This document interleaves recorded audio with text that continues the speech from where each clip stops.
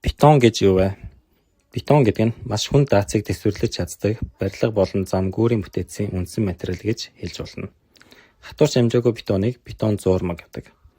Бетон зуурмагны найрлаганд цемент, ус, элс, хайрга болон бусад химийн нэгдлүүд ордог.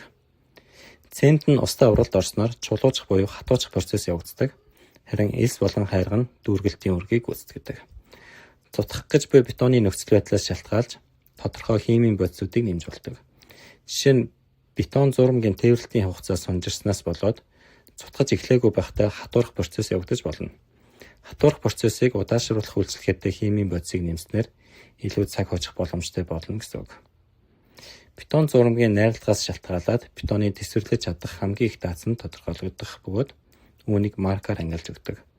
Жишээ нь бидний нийтлэг хэрэгэлдэг M150 эсвэл M200 гэх марк нь 1 см квадратад үзүүлэх хамгийн их даацыг илэрхийлдэг.